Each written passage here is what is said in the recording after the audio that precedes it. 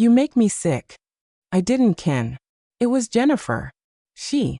Melanie hadn't finished speaking, but Ken was already walking away with Jennifer in his arms. She called out to him in fear, over and over, but he didn't even stop. Watching him disappear around the corner, Melanie's shock turned to disappointment, sadness, and finally hatred. She never thought that despite their relationship of 8 years, he would still believe Jennifer's lies so easily, and leave her to fend for herself. That a stand-in was merely a stand-in. In his heart, she was worthless. What happened to his promises of being a loving boyfriend and her hero? Lies, all of them. Ken was the worst scammer in the world. Unable to stand, Melanie endured the pain and crawled her way up, trembling as she did so. Blood trailed behind her. The pain was unbearable, but she didn't dare pass out. She feared that if she died there, no one would ever know. Her voice had gone hoarse from shouting. Finally, the hotel staff discovered her and quickly sent her to the hospital. She couldn't hold on anymore and fainted upon arrival. On the morning of the 26th, Melanie woke up. Apart from a mild concussion and extreme exhaustion, she had no other major injuries. Yet, the baby was gone. After undergoing a surgical evacuation of the womb, Melanie left the operating room in a daze. There were only 4 days left before she would leave. Why did this have to happen now? She could feel that the tiny life inside her was gone forever. You're here anyway, so go apologize to Jen. Ken suddenly appeared, grabbing her from behind. Melanie looked at him, her heart filled with sorrow. I didn't hurt her. She was the one who pushed me down the stairs and killed our baby. Jen said you'd lie about having a miscarriage. I didn't believe her, but it turns out she was right, he said. His eyes filled with disappointment. I'm not lying. I was 3 months pregnant. You can ask the doctor. Enough. Stop making excuses. Go apologize to Jen. Otherwise, I'll tell your parents all about the terrible things you've done.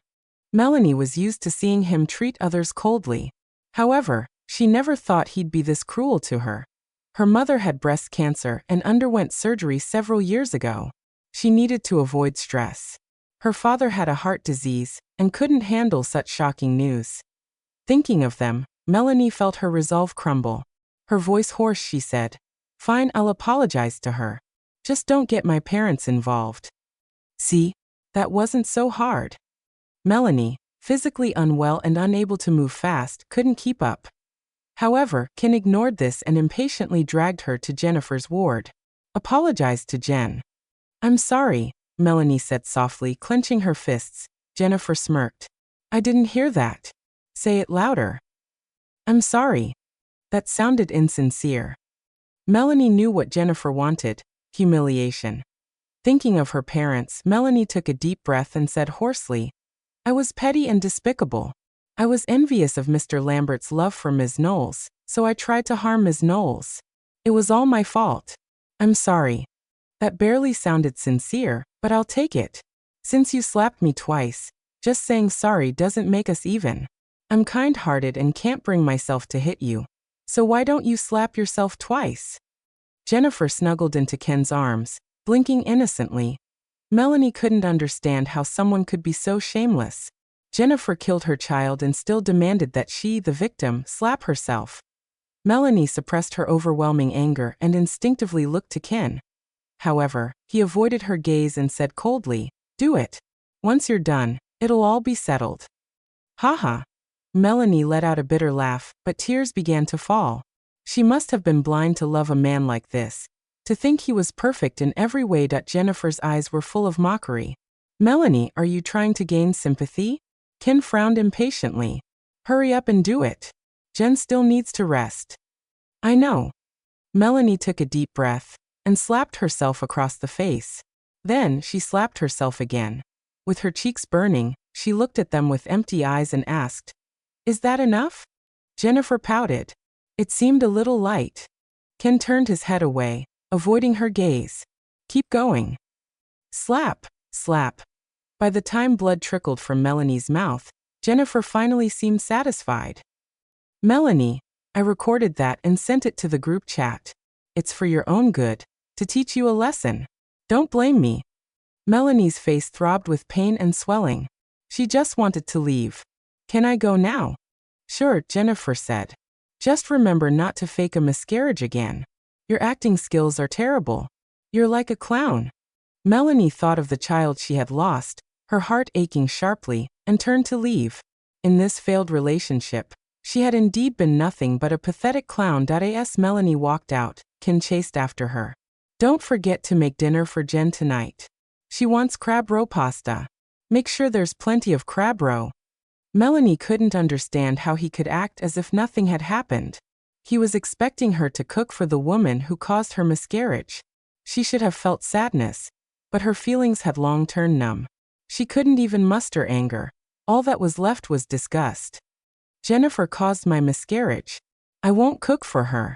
Ken, I won't press charges this time, but remember this. From now on, I owe you nothing. She spat at in the past. He had done a lot for her and her family. But from now on it was all over. His kindness would no longer hold her hostage. Melanie had spoken with finality. Ken was momentarily stunned, but his shock quickly turned into rage. What do you mean by that? You hurt Jen. What right do you have to press charges? Just then Jennifer called out coyly from the ward. Ken. Without another word, Ken stormed back to Jennifer, leaving behind a cold warning as he left. Melanie, you'd better watch out. Very soon, Melanie heard the sound of passionate kissing from the ward. That it reminded her of when she first met Ken. Back then, he always seemed melancholic, often holding her tightly and repeatedly asking, Baby, you're not like the others. You'll never leave me, right? Melanie didn't know what he had been through to make him so insecure, but her heart ached for him. No matter how many times he asked, she would patiently promise, No, I'll always stay with you. He didn't like her having male acquaintances, so she deleted them all from her contacts. If she talked to other men, he would get upset, so she avoided interacting with them altogether. When he wanted her by his side at all times, she gave up career opportunities to stay with him. For 8 years, he had taken for granted that she would always be there. But now, she had decided to leave. Her phone kept chiming. Melanie opened it and found that the video of her slapping herself had been shared in several group chats. She looks like a stray dog no one wants. Isn't she just Ken's lapdog? If Ken told her to eat dirt, she would. Screenshots from the group chat spread online, fueling the excitement of Ken and Jennifer's fans.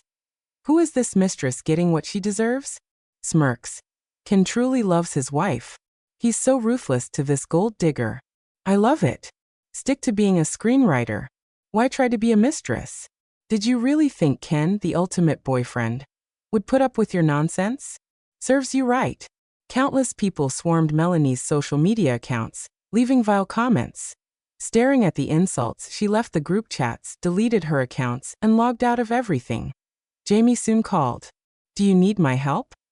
Thanks, but no. I'll be gone in 4 days anyway. Melanie hung up and, amidst whispers of that's the mistress screenwriter, took a taxi back to the home she had once thoughtfully decorated that moment. She was only grateful her parents were too old to use the internet and wouldn't see the scandal. Despite the physical pain Melanie was in, she gathered all their items, matching slippers, toothbrush cups, pajamas, trinkets, photo albums, love letters, and souvenirs from their trips. She threw away anything that was remotely connected to her relationship with Ken. Then she marked off the 26th on her calendar.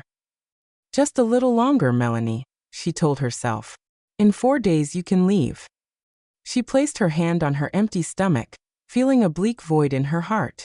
In the 8-year-long relationship, she was the only one who fought to save it. She only wanted to get through the next few days peacefully.